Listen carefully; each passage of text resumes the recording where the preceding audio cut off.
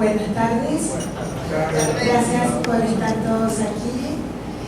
En principio voy a agradecer a la Comisión de Cultura del Cali por este ciclo, por invitarme a moderarlo y bueno, por poder estar reunidos para cerrar el año con el tema de la grieta. Bueno, voy a presentar a la presentadora que soy yo, mi nombre es Carmen María Ramos.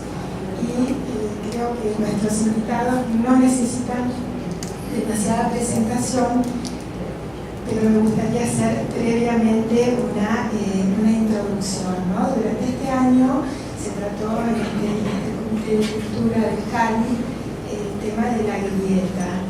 Y bueno, creo que como una manera, de alguna manera positiva de intentar cerrar el año, la pregunta que nos plantean hoy es ¿qué nos une? A veces tenemos la tentación cristiana de decir no nos une el amor sino el espanto, ¿no? Espero que no sea la conclusión de hoy. El tema de la grieta, los argentinos a veces con nuestra vocación autorreferencial creemos que es lo más que solo nos pasa a nosotros, que nosotros somos originales en lo que nos pasa de bueno, en lo que nos pasa de malo. En realidad, y se ha visto a lo largo de este año, en este ciclo, la grieta es un tema que atraviesa en este momento a prácticamente todas las sociedades. Hay, creo que, un elemento que está tallando muy fuerte en los últimos años. El tema del impacto del cambio tecnológico no es de los últimos años, pero la aceleración de la información y la forma en que está impactando en nuestro estilo de vida, en nuestras costumbres, etcétera, también está generando miedos, está generando debilidades que nos llevan a veces a actuar de maneras justamente poco, digamos, poco homogéneas o que más bien nos dividen, que nos unen. Eso se está viendo en todo el mundo. Algunos analistas piensan que esta es la razón por la cual se dio el Brexit o triunfó un Trump, este terror al trabajo, a que la tecnología de alguna manera nos barra del mapa, etc. Ahí, bueno, ahí me escucha mejor. Entonces nos planteamos que a nosotros nos importa qué es lo que pasa en la Argentina, pero evidentemente estamos en un contexto internacional y no podemos vernos escindidos de esa realidad. En el caso de la Argentina, cuando nos planteamos qué nos une, yo me pregunté, bueno, ¿qué nos une? Pero hoy hablamos de qué nos une en relación a la grieta. Pero también qué nos unió a los argentinos, porque fuimos una sociedad de altas expectativas simbólicas, materiales, y eso se dio durante varias décadas. Algunos dicen que hasta los años 30, 50, 70, pero evidentemente hay algo que es lo que creo que hoy vamos a tratar de dilucidar, ocurrió. Y entonces, como para ya dar paso a nuestros invitados de hoy, yo me planteaba qué nos unió a los argentinos y pensé en el guardapolvo blanco, por ejemplo, en la escuela pública que igualaba a los ricos y a los pobres, a los judíos, a los cristianos, en la epopeya de la inmigración, en la educación como una forma de ascenso social, en el hospital público, que dio también una gran generación de sanitaristas. Bueno, con esta, digamos, mirada hacia atrás, ahora vamos a ir directamente hacia adelante.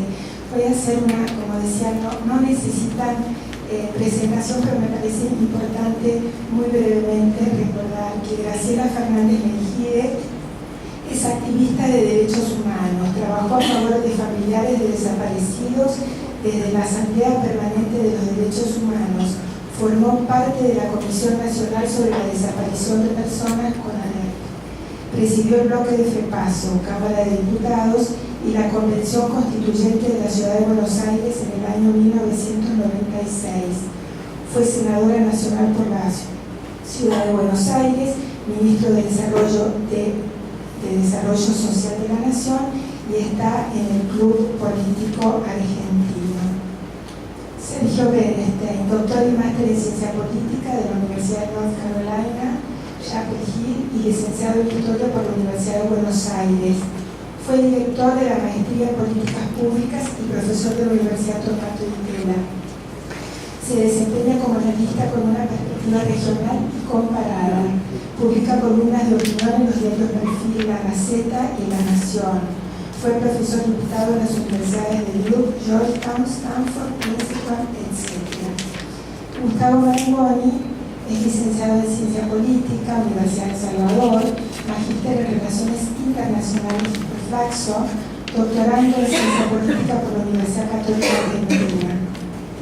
Profesor en la Facultad de Ciencias Sociales de la Universidad de El Salvador. Fue asesor del gobernador Daniel Scioli, presidente del Banco Provincia de Buenos Aires. Se desempeña como socio director de la consultora Marangoni y Rodríguez Asociados. Bueno, yo no sé si acá el tema de damas y caballeros va a funcionar. Hoy en día parece que eso ya no corre, así que no sé, yo creo que sí corre, ¿no? Pero bueno, tanto se habla de género ahora. No sé si vamos a darle la palabra a Graciela o si alguno de ustedes quiere empezar.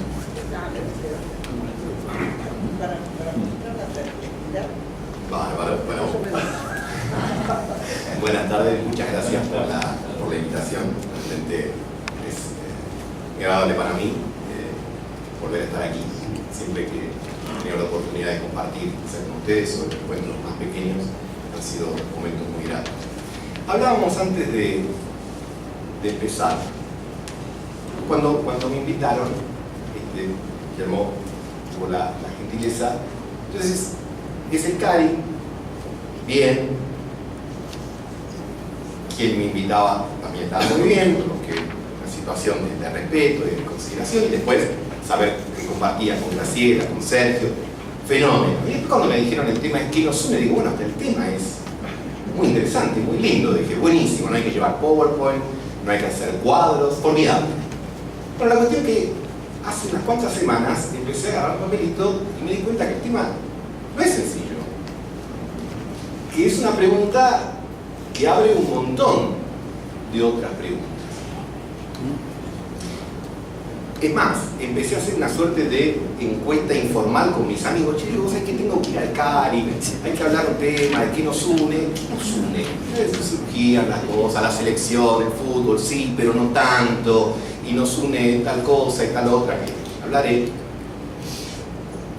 Y digo, esto realmente no es tan complejo, y permítanme, pero voy a hacer terapia con todos ustedes, porque en realidad tengo más preguntas que respuestas. Porque dije, bueno, uno da por sentado que las cosas que nos unen son buenas, pero también uno unido con otro puede hacer barbaridades. Los argentinos fuimos en buena medida unidos a la guerra por las Malvinas, y salvo honrosas excepciones como el expresidente Alfonsino, el ingeniero Alzogaray, etc., un poco se opusieron a eso, y había como un clima de unidad que acá me permito hacer otro asterisco. Yo diferenciaría entre unión y unidad. Y acá permítanme que voy a poner algo que a lo mejor puede parecer que divide, pero hablo de mi identidad peronista, justicialista. A mí cuando generalmente me hablaban del término unidad, yo terminaba comprendiendo que no iba a votar en elecciones internas.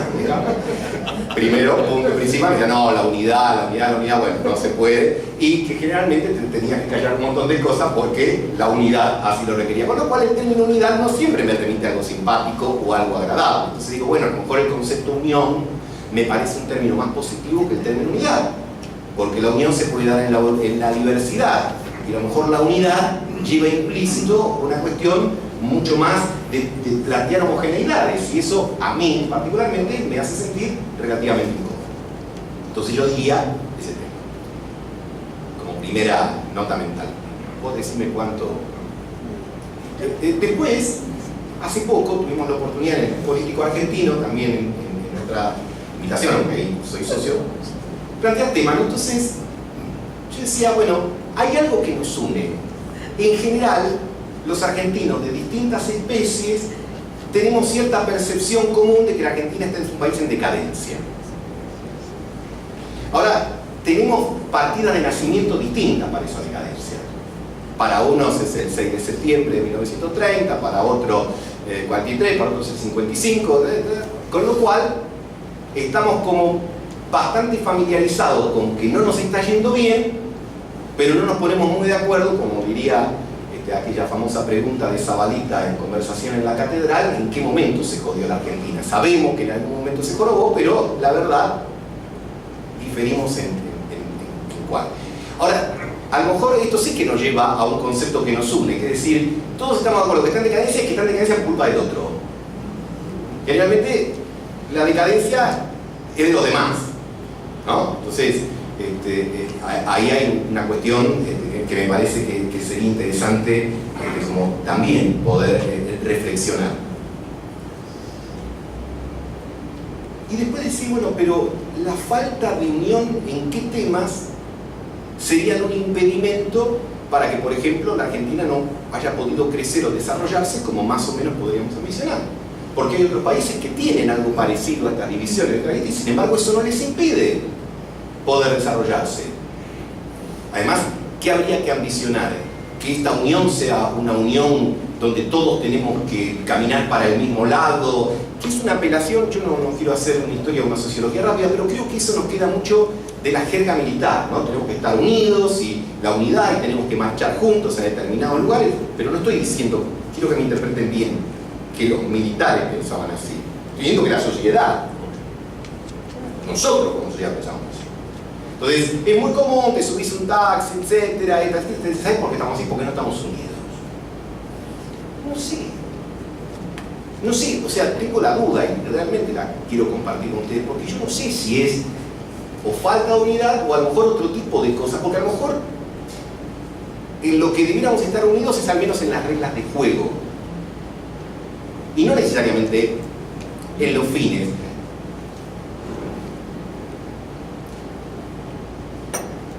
¿Por qué en las reglas de juego? Porque para mí la política empieza cuando uno habla de reglas de juego. Es muy difícil que en fines estemos ahora, por lo menos, en demasiado desacuerdo. Cuando uno le dice, ¿por qué querés tal cosa? No quiero que la Argentina sea grande, que crezca, que no haya pobre, que esto, que lo otro, y hasta ahí más o menos estamos todos de acuerdo. Después, cuando viene el tema de las reglas, ahí siempre vamos a encontrar elementos para decir, bueno, yo no la debo respetar por esto, o esto es una imposición. Generalmente, hoy nos pasa a nosotros, los de justicialistas, pero me parece que es una recurrencia en la Argentina, que uno en la oposición se vuelve súbitamente republicano. Y en el gobierno es muy decisionista, ¿no? Entonces cuando estás en la oposición descubrís que hay una división de poderes y que la justicia no tiene que intervenir, qué sé yo, y cuando estás en el gobierno decís, bueno, todo relativo, ¿no? Entonces quizás se me ocurre pensar que por ahí puede explicar, más que la falta de unión declamativa en determinadas cosas, algunas de las explicaciones de por qué no nos va tan bien como queremos que nos vaya. Entonces, como un ejercicio y que los tiempos a lo mejor son más largos. Aquí se dijo en la presentación algo con lo que yo estoy tangencialmente de acuerdo. Me dijo, bueno, la inmigración es algo visto como positivo.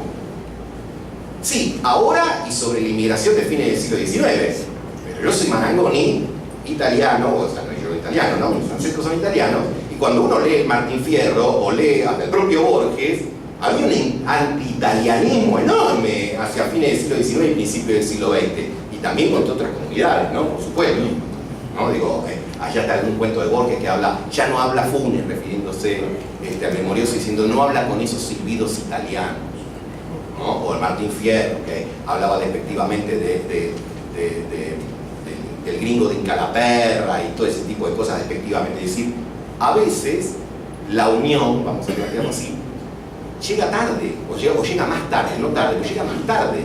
Los argentinos incorporamos en la inmigración española, italiana, árabe, judía, etcétera, como positiva, pero nos llevó tiempo interpretarla como positiva, porque en el momento se veía como una amenaza. Y es más, y la respuesta a esa amenaza fue la uniformización, fue Ramos Mejía. Y fue una serie de educación que seguro tuvo el tema virtuoso del guardapolvo blanco, pero que detrás de eso en el combo venía con un montón de otras cosas que a lo mejor correspondería analizarlas un poco más. Entonces, me parece que hay, y nosotros porque no estamos satisfechos con el curso de nuestro país, pero me parece que hay consensos que van llevando como tiempos que no son los nuestros. Hoy, yo me animaría a decir que la democracia es un activo que nos une.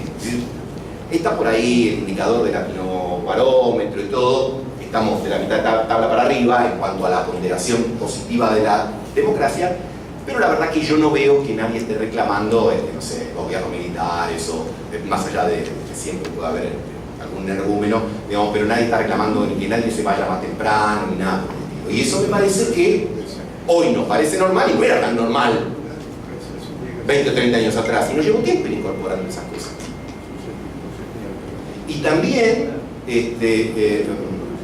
nos lleva tiempo ir incorporando determinados cambios que tienen que ver, por ejemplo, con la conformación de las identidades políticas.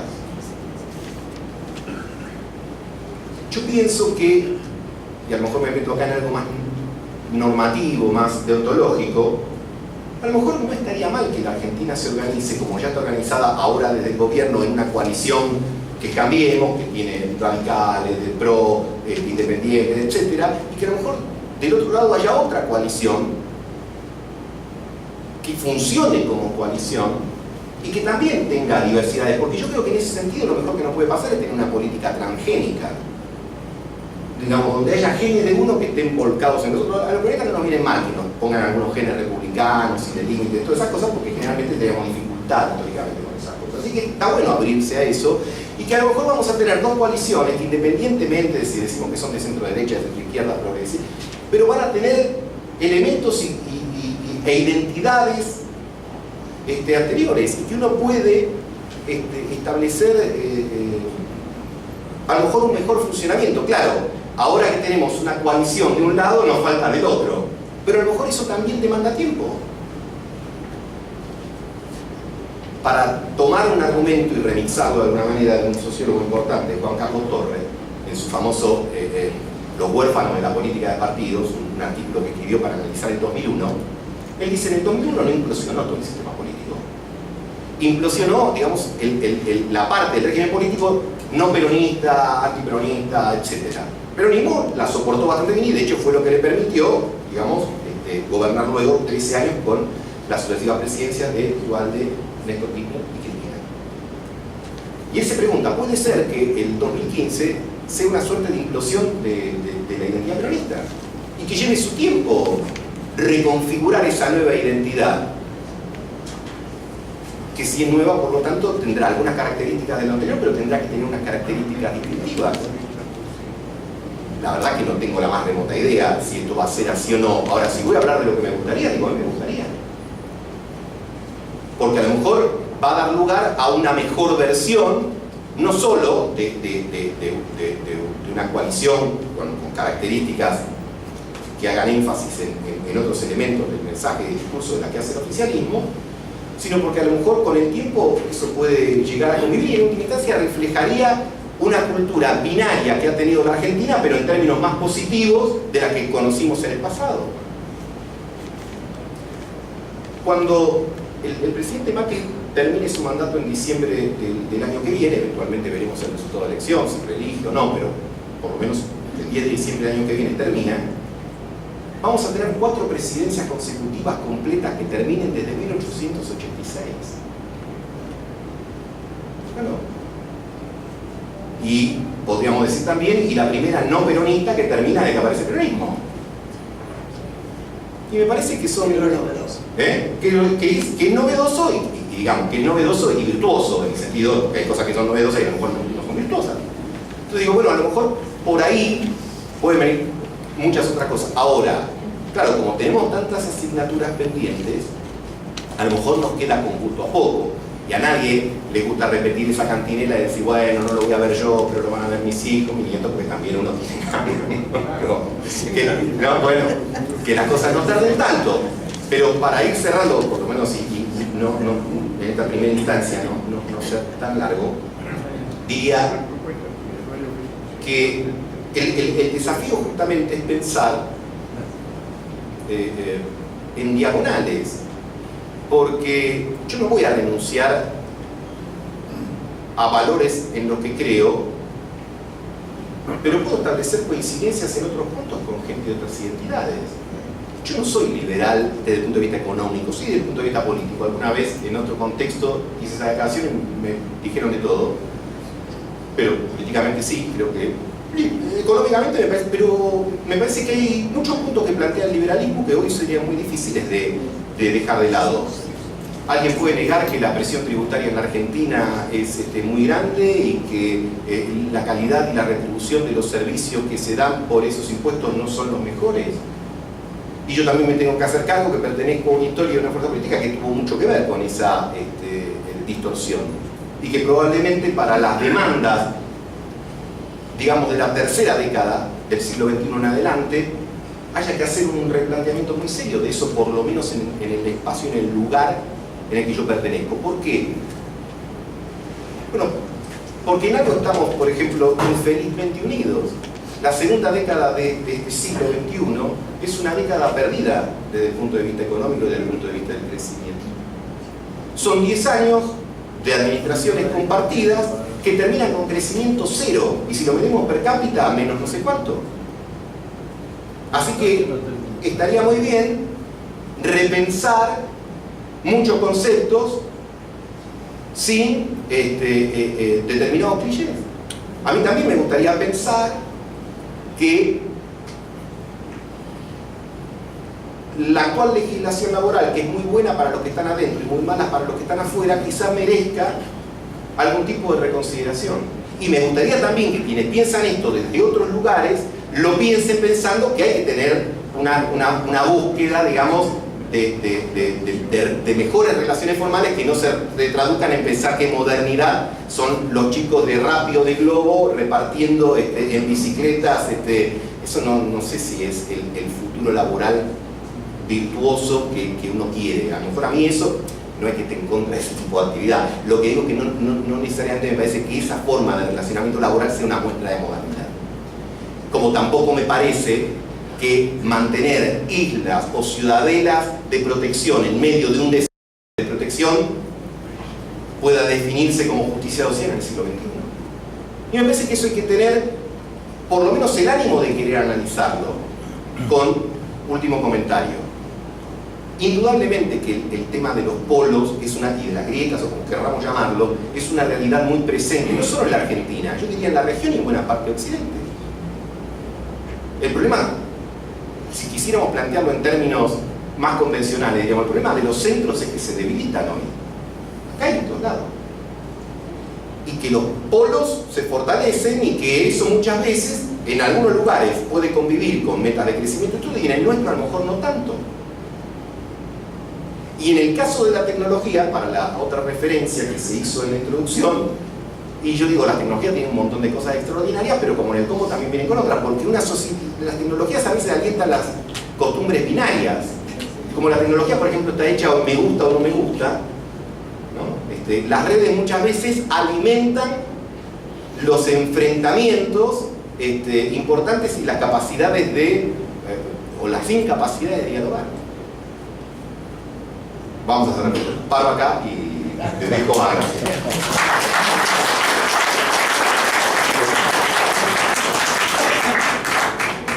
Bien. Sí, así está. Gracias por invitarme, ya que lo dices, muchas gracias. Bueno, igual que agotado, no sé cómo Sergio no lo chequeé, pero me quedé perdido. Yo decía, ¿qué nos une? Y encontraba más fácilmente la unión en la queja ante esta cuestión del temor y todo. Y cuando empecé a preguntar, pues yo también caí en esa, el miedo, es decir, todo lo negativo me estaban dando. Porque es un momento en que en una Argentina donde habitualmente una generación pensaba que la que seguía iba a estar mejor, hoy se pregunta va a estar mejor, mis hijos van a estar mejor, mis nietos van a estar mejor, lo vamos a lograr. Y eso también, obviamente. Eso, el miedo siempre lleva al individualismo, a la insolidaridad, que en general hay que ser excepcional para que aún con miedo ser solidario. Pero de todas maneras dije, no puede ser, debe haber cosas que nos unen. Y me zambullí a ver qué. Claro, como Gustavo, fui a dar a la Constitución Nacional. Obviamente, la generación de los 80 nos dio una línea que cuando hoy miramos para atrás decimos desde todos lados encontramos cuestiones aún con los matices que había. Por ejemplo, el tema de educación, Sarmiento decía hay que educar y trajo maestros y no los trajo de Francia, donde había ido al principio, que le parecieron muy rígidos. Los trajo de Estados Unidos con las dificultades del idioma y todo lo demás. Alberti decía, enseñándoles oficios. No vaya a ser que después voten y vaya a saber cómo votar. No va a votar como yo quiero. No se olviden que Sarmiento lo eligieron presidente estando en Estados Unidos, era menos que nosotros. De ahí venimos. Y de una mirada hasta cierto punto que buscaba cierta unidad en cuanto a ir hacia allá. A mí me asusta, igual que no me asusta, rechazo, honestamente, más que me asusta, lo rechazo todo lo que tenga que ver con el unanimismo, la búsqueda de hegemonías, el crisol de razas.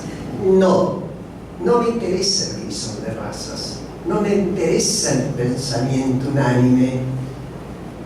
Quiero la diversidad y que podamos satisfacernos con esa diversidad, es decir, que le saquemos provecho.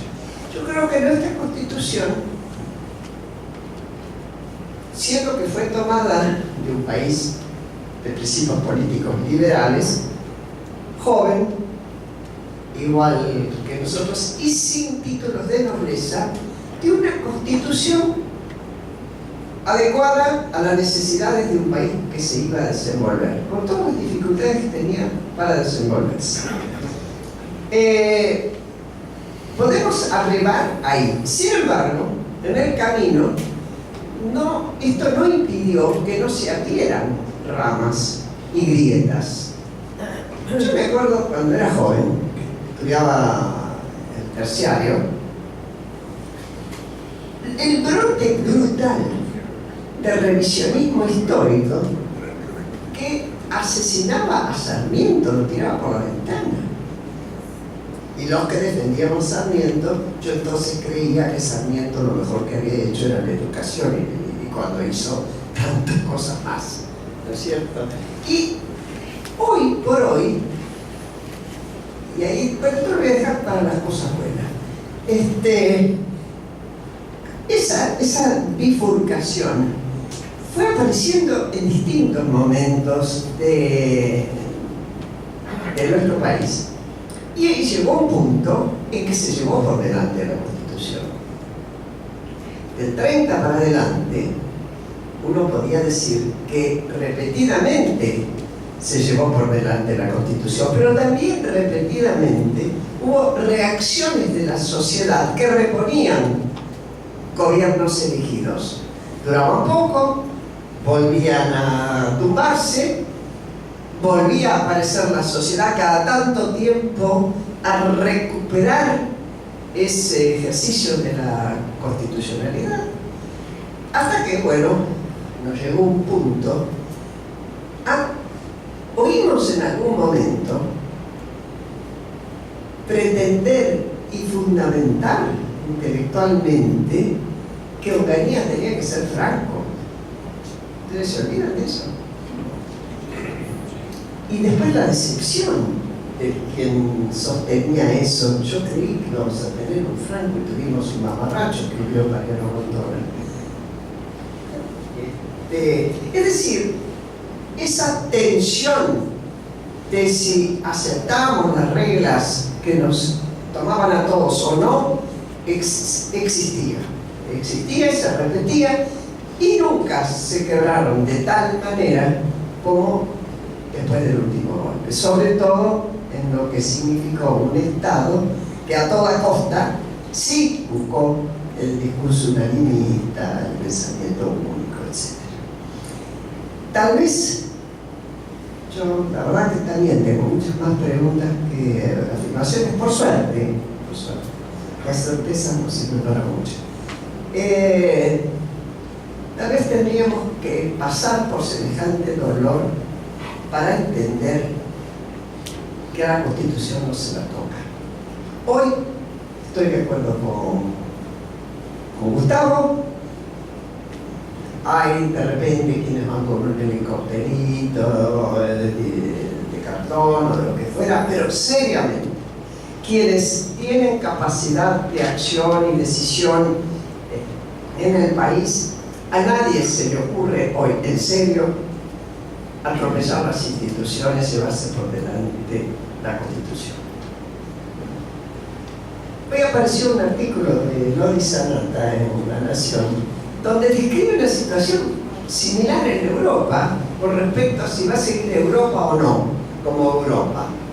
Y él dice: la cáscara democrática la golpean, la arañan, la machucan, sin embargo, se llega a un límite, el fascismo se acabó, dice él, y ojalá tenga razón. Yo acá no voy a hablar de fascismo, porque no me gusta usar esa expresión ligeramente, supone muchas cosas, pero creo que hay cosas que la Argentina dijo basta. Una fue basta de gobiernos militares, y ahí tuvo la lucidez de Alfonsín, cuando percibió que la sociedad había dicho basta, sobre todo por la derrota de Malvinas, no es que fuera por otra cosa, ¿no? La decepción fue tan grande que fue basta. Otra de las cuestiones en las que creo que hay un consenso es el consenso del nunca más. Y lo pongo, me parece a mí, cuando una parte de la Corte votó el 2 por 1, en un fallo que la verdad no era como para romperse las vestiduras, porque algunos jueces habían votado de una y de otra manera en casos muy similares. Sin embargo, la gente salió a la calle y dijo: no, con el nunca más no se jode. Y está la verdad. Bueno, gracias. Eso como sos único, pero bueno. Pero fue muy fuerte. Disculpame, Graciela, te digo más, con todo respeto. Tendría que todos los chicos en los colegios tendrían que leer. Ahí está, tendría. Dejémonos de dar orden. Sigamos preguntándonos. ¿Sí? ¿Querés? Bueno, no, tampoco soy ministro de Educación de la Nación, y así lo fuera, pobre, no puede dar orden a ninguna escuela. Yo creo que otra de las cosas que nos ha pasado en estos años, y sobre todo me parece un buen tiempo, 35 años, para mirar si hubo cambios en la cultura o no. Estoy hablando de la recuperación de la democracia en el 83. Es que recién Gustavo lo citaba a Borges. ¿Qué es peronista? Citar a Borges. El gorila peludo, inafeitable. Y Borges hoy es citado por mucha gente, y es admitido, así como Sarmiento ya no sufre el mismo cuestionamiento. Es decir, empezamos a hacer una cosa que yo viví siempre en Estados Unidos, y tuvieron una guerra de secesión, que consideran, y los metieron a todos en una avenida, que hubo muchos hombres que hicieron el país, un país con una historia bien violenta, y de distinto, bueno, nada menos que el norte y el sur se pelearon, pero los consideran hacedores del país. Nosotros teníamos que dividir los pedacitos, Hoy creo, espero, y ojalá no me ilusione vanamente, que empezamos a admitir ciertas cuestiones como cuestiones de ese panorama que tiene el marco de la Constitución Nacional. Esta idea de nación institucional que sigue existiendo. A lo mejor para legitimar un Estado, nos hemos en búsqueda de la legitimación de un Estado que cada tanto desaparece y nos crea intranquilidad. Nos ha desaparecido, nos crea intranquilidad. Bueno, eso lo hemos logrado, lo hemos hecho en general. Es cierto, otra cuestión que sí tenemos en común, me parece a mí, un espíritu igualitario. Y yo diría hasta plebeyo. Yo creo que nos viene de los dos sucesivos, es decir, fueron interpretados por los dos partidos que se sucedieron, por el Partido Radical y por el Partido Peronista, ambos democratizando. Es verdad que el Partido Peronista, por su origen militar, fue más autoritario, es cierto, pero sin embargo democratizó la sociedad incorporando sectores que se habían quedado fuera.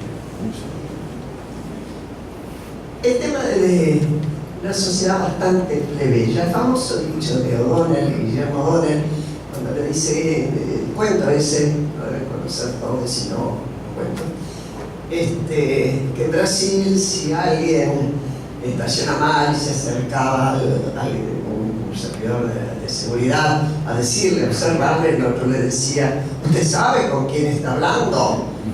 Y el hombre se sometía. Acá dice O'Donnell, le dice: ¿usted sabe con quién está hablando? Y a mí que mierda me importa, le dice tranquilamente. ¿Qué fue lo que le dijo esta chica que abrió las valijas de Antonio Wilson? Le dijo: a mí que mierda me importa. Era un hombre que entraba en un avión que lo traía el gobierno. ¿Por qué no? Esa chica tenía una obligación que hacer. Le dijo: señora, abra la valija. Yo, abra la valija. Bueno, esas cosas no son comunes. A ver, esperen, porque lo noté cuidadosamente.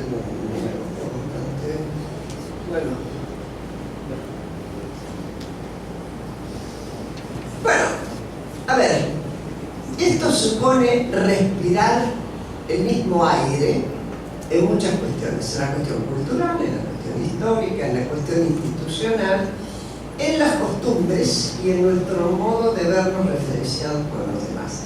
Por supuesto que no evita las diferencias y las grietas. Por alguna razón ustedes hicieron todo un trabajo sobre grietas y no tenemos cómo negarlo.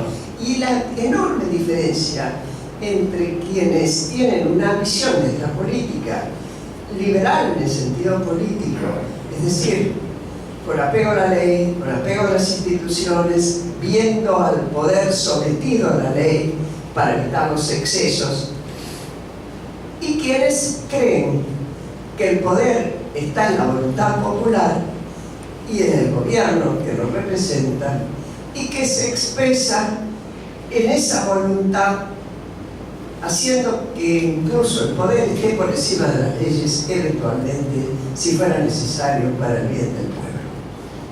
Ahí hay un choque entre posiciones, lo que se puede llamar populismo o se puede llamar populismo. Yo creo que la época ha cambiado muchísimo, y tomando el ejemplo de Gustavo, del artículo de Juan Carlos Torres, él dice algo más. Él dice: el peronismo sufrió la sacudida porque en realidad perdió el sujeto social. Yo creo que está en crisis aquello que era el proletariado. ¿Qué significan los sindicatos hoy? ¿Qué significa un sindicalista cuando en general, salvo honrosísimas excepciones que yo no conozco, son todos empresarios?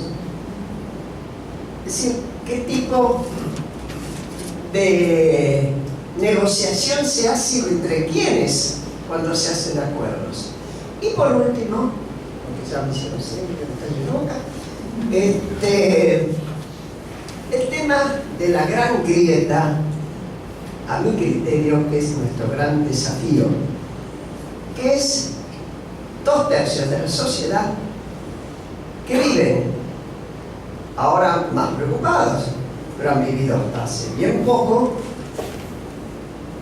convencidos de que no necesitan al tercio que está por debajo de la línea de pobreza, que pueden prescindir de él. ¿Cómo soldamos esa grieta?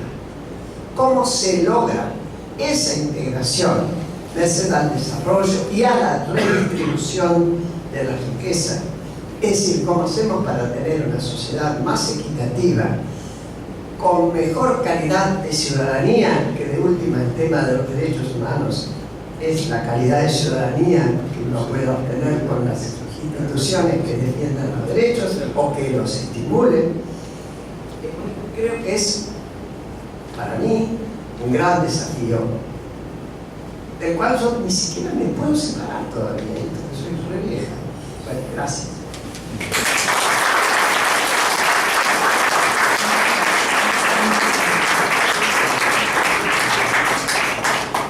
Buenas tardes, muchísimas gracias. Un gusto enorme estar acá. Gracias por la convocatoria y el placer compartir este panel. Me quedé sin cosas para decir, pues ahí todo lo que había pensado. Así que voy a hacer referencia a comentarios marginales, literalmente de escribir al margen de lo que pensaba decir. En primer lugar, acá se mencionó varias veces a Sarmiento y Sarmiento creo que es una persona que nos ayuda a pensar la cuestión de la grieta en múltiples dimensiones, sobre todo en una que no se mencionó, y es la siguiente. ¿Ustedes recuerdan el subtítulo del libro de Facundo? Sí. ¿Cuál es? Civilización o barbarie. Civilización o barbarie. Les pido por favor que lo revisen. Y barbarie. Y barbarie.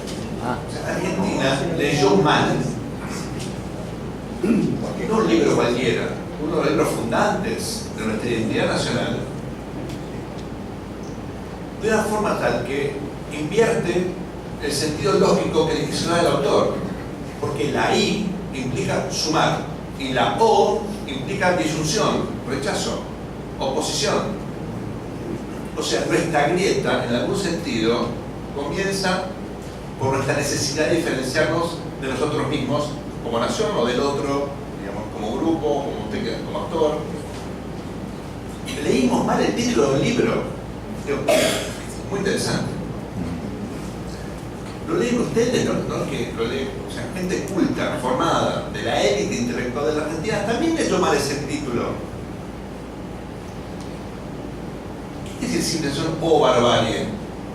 Bueno, que la civilización tiene que conquistar a la barbarie, ¿no?, de alguna manera, y convertirlos, no sé cómo, por algún atajo, en civilizados. ¿Y qué decía Sarmiento? No, las dos cosas. Y usted tiene que convivir, tenemos que convivir. Él dice, bueno, la educación es un mecanismo, la salud otro. No, había mecanismos como para, de alguna manera, convertirnos a todos en algo distinto, una síntesis. Pero fíjense qué interesante el fenómeno simbólico, intelectual, de haber leído mal el título de un libro que define una grieta. Y de hecho, ¿saben qué? La grieta es histórica, siempre hubo grieta.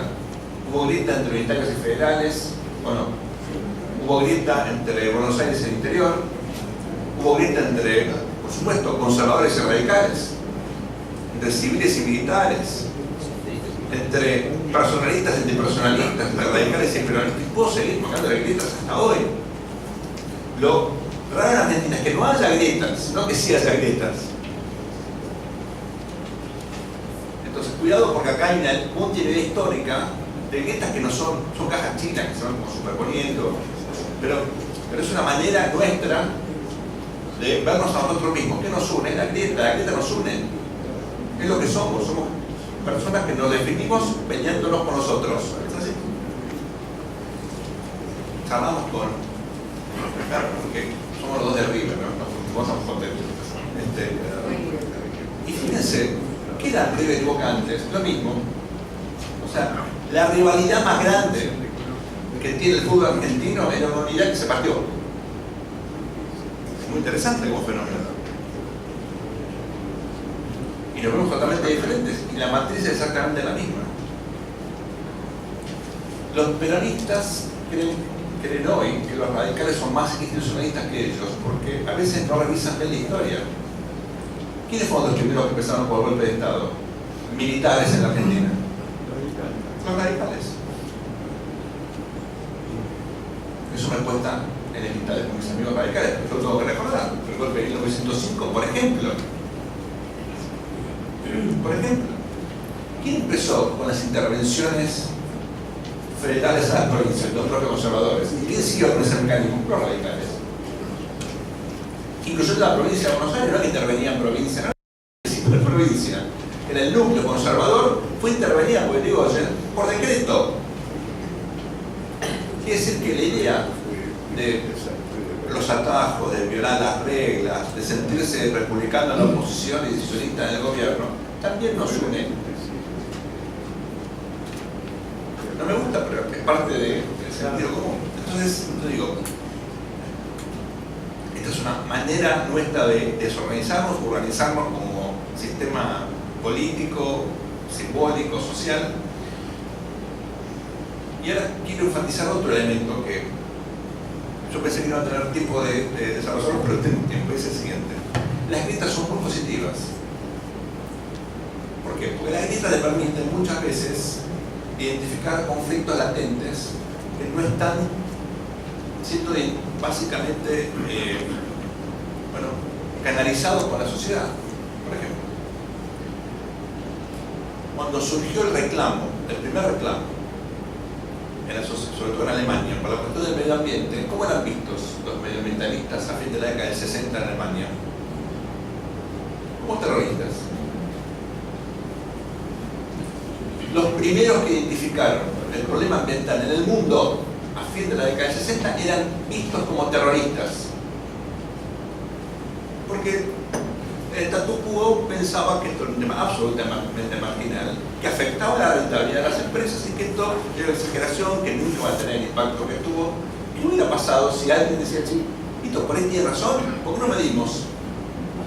Bueno, hoy no hubiéramos tenido el incendio de California, por ejemplo, o muchos otros desastres ambientales que fueron el fruto de un negacionismo por décadas, sigue siendo un fruto de negacionismo por algunos de los principales líderes, ante una sociedad que, si no fuera por ese conflicto, jamás hubiera advertido la importancia de la cuestión ambiental. ¿Ustedes piensan que la legislación laboral se hubiera incorporado a las legislaciones de Occidente si hubiera sido por los conflictos que desde el comienzo, mediados del siglo XIX, fueron importantísimos en las principales economías de mercado? El conflicto no es malo, las grietas no son malas. El tema clave es cómo se procesan. Y aquí sí, creo que, me parece, hacia adelante lo que hay que repensar son los mecanismos institucionales para transformar esta energía de conflicto en mecanismos, no digo de consenso necesariamente, pero por lo menos para, que es una energía canalizada positivamente. Porque los consensos muchas veces son vistos como fijos. Cuando se refiere al concepto de políticas de Estado, aparecen como cosas que tienen que perdurar en el tiempo. La verdad es que la política tiene que estar debatida todo el tiempo. El debate es positivo para la política. Uno puede tener un objetivo en común, eliminar la pobreza. Ahora los medios hay que discutirlos. ¿Alguien tiene una receta mágica? No, nadie la tiene. Entonces, es bueno que se debata. Es muy positivo que se debate. Tener objetivos en común. No es tener política de Estado fija. Las políticas de Estado hay que definirlas. Uno quiere tener seguridad nacional, probablemente no la tenemos. ¿Cómo? Eso es toda una discusión abierta. ¿Qué prioridades?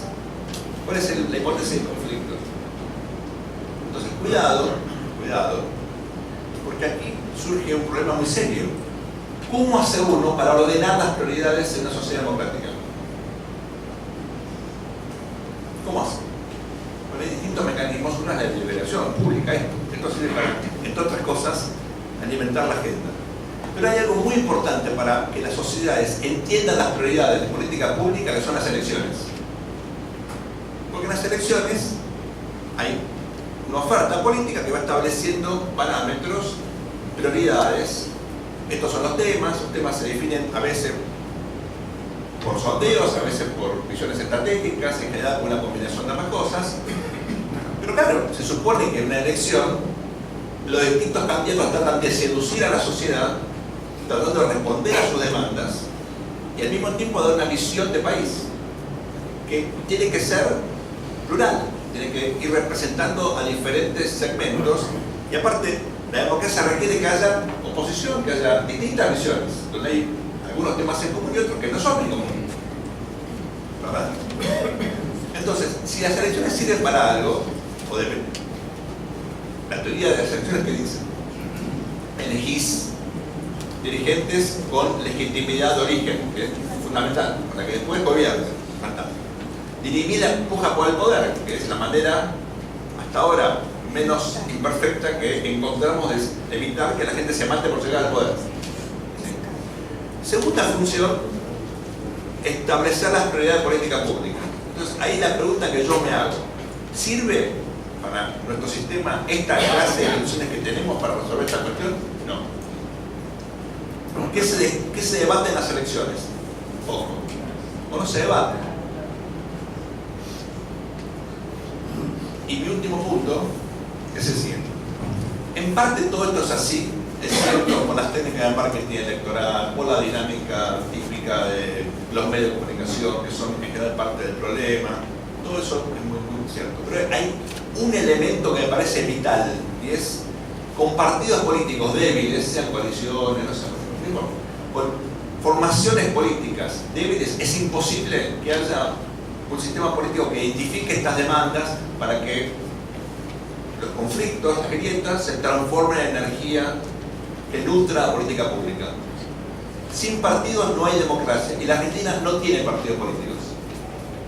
No se confundan. Tienen identidades partidarias que están inercialmente conformando una arena política, pero en la práctica, partidos que formen dirigentes, que debatan ideas, que debatan proyectos, que tienen cuadros técnicos trabajando permanentemente, nutriendo a la oposición y eventualmente al oficialismo, eso no hay. Y no hubo nunca. Entonces, uno de los motivos por el cual las grietas nuestras nos traban, nos impiden desarrollarnos, es porque no tenemos partidos políticos a la altura de nuestra necesidad. Tenemos cosas que sirven para objetivos muy puntuales, para ganar una elección, para perderla, para competir, para eso. Para tener algo de financiamiento que nunca alcanza. Pero partidos en serio no hay. Y sin partidos no hay democracia. No conozco ninguna democracia fuerte, ninguna, sin partidos. Conozco democracias que se están debilitando por crisis de partidos. Eso sí conozco, muchas. Conozco sistemas que dejaron de ser democráticos, Venezuela, por una fragmentación de mucho tiempo del viejo orden partidario. Eso sí conozco. Pero no conozco ninguna democracia como la que creo que aspiramos aquí, que convierta los debates en energía, las grietas en, digamos, una agenda positiva sin partidos políticos. Muchísimas gracias.